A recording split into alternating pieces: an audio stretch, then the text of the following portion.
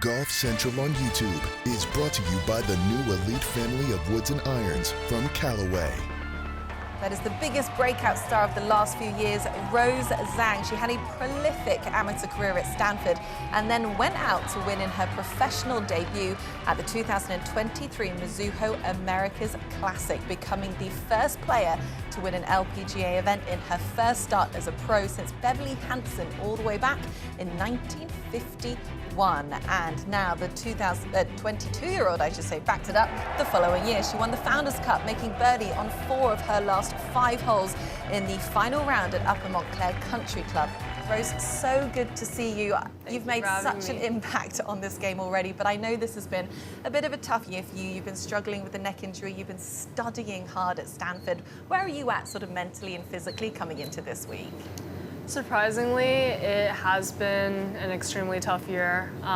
It's not a 2025 that I would have imagined. I planned out everything with my agents, with my team, on what events I'm playing in, what events I want to play well at. And then all that flew out the window once my neck started acting up. But I felt like this break was a little bit of a blessing in disguise, where I was able to slow down a little bit.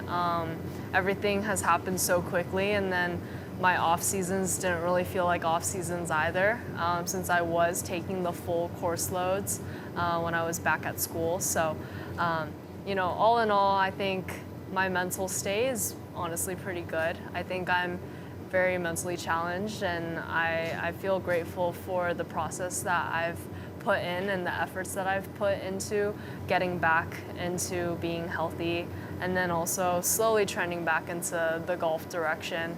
Obviously, I don't think things will look too pretty, but I also think that I'm doing a lot of good things right now. So what do you expect from yourself this week? I mean, are you physically up to the challenge? Can you move the way you want to? Can you hit the ball as far as you need to? Where are you from a percentage standpoint physically? Right, I'd say I'm at a 70% from being like perfect, but at the same time, I think the U.S. Open is not really a venue or an event where you kind of expect to always have your A game, especially in these tough conditions. A lot of it is mental. A lot of it's just having a grit and being very disciplined, especially at Erin Hills on this golf course. There's a lot of course management that needs to be done, and being very affirmative with where you want to place it, and being lucky every now and then. I think that's all part of the recipe for playing really well. Personally speaking, I do think my expectations are very low for myself, but it's also to make sure that I'm getting back into the groove of where I want to be. Rose, you obviously have an exceptional USGA record, and you're a veteran of this championship. You played your first US Women's Open in 2019. What do you remember about that week, and maybe what advice would you give to all the first-timers, especially the amateurs playing this week? Right. It's honestly an incredible honor as an amateur to be able to play against the best in the world, especially on a professional level. I remember back in 2019, I came from an AJGA invitational event, and my coach got mad at me at the time because I was playing like an 18-hole practice round on Tuesday afternoon, whereas everyone came like on Saturday or Sunday. But I just remember it was super fun, but at the same time very intense. Everyone wants to play well, and they're always challenged by the golf course and the conditions that they're in. I think the embracing part will be very important for everyone who's either first time out here or amateurs. It's not an easy week for anyone. Everyone's gonna have the mental resilience in order to overcome anything that they kind of see and meet. But I think that's probably the biggest thing, the embracing part, and making sure that, yeah, it kind of sucks sometimes when you make a triple or like a double, but welcome to the U.S. Open. Yeah, exactly. It's like, welcome. Like this is gonna be the toughest challenge for everyone, and you're gonna just have to bounce back from there. I want to talk about your transition from the college system into the professional ranks. In a college, you're with your teammates all the time. It's a lot of fun. Even though you've kind of been prepping as a professional, you then come into the professional ranks, win your first event as a pro. Tour life is very different. You know, I did it for a long time. I would like to kind of hear how that transition was for you, and what have you found the most challenging thing about tour life?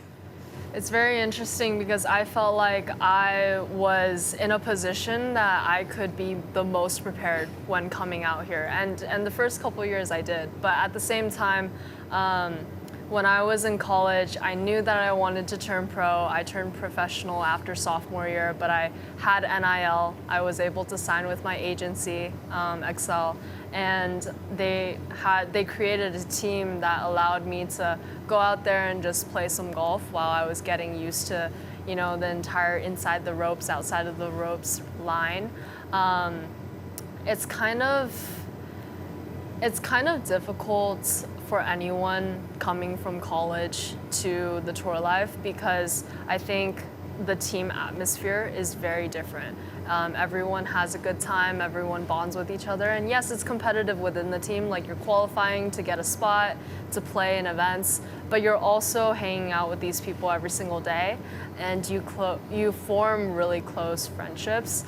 Whereas like on tour, you will have good friends out here, but you're not hanging with each other every single day, every single minute, not 6 a.m. workouts with each other, and you guys aren't really completely sharing everything ins and outs. And if you are, it's probably one or two people who have similar schedules to you, or that you grew up really closely with.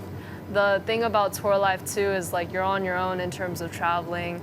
You have to manage your entire team on your own, whereas you always had a coach to do that in college. And I think the growing up part is making sure that you have the right support system, trying to manage that, and then at the same time trying to do your job out there. There's a lot more pressure, and I always thought that college was a little bit of a bubble. For myself personally, I had my teammates to guard me, I had my coaches to guard me from everything, all the super intense pressure. But then when you're out here, it's very easy to just see a lot of people lined up and ready to watch you play, but you have to internalize that bubble yourself a little bit. Yeah. You seem to handle the transition beautifully. You also seem to handle the expectations of being such a phenom and then moving into professional golf beautifully. So I look at Ingrid Lindblad coming out here, I look at Lottie Wode coming out here, and so, you know, how did you manage those expectations so with such equanimity? And what advice would you give to the young players coming up who have similar expectations? I took a lot of pride in the way that I went about in my process in golf. I knew how my golf swing was. I knew how to get the ball around the golf course. And I think when you're under such big pressure or under a lot more light, you know, it's easy for you to be distracted about the first thing or your first priority, which is golf, and making sure the golf ball is going where you want it to go. I think I was very drilled and committed to being able to play the best that I could. I deviated a little bit from that just because there's just so much going on, and I didn't really give myself that much of a break. Therefore, you know, the physical body kind of shows out a little bit when that happens. So, you know, for Lottie and for Ingrid, who's also made the transition perfectly, yeah. But they've taken a lot of practice and preparation to be able to play at the highest level, and they show that they're able to. I think the process is very important, and I was able to really capitalize on that.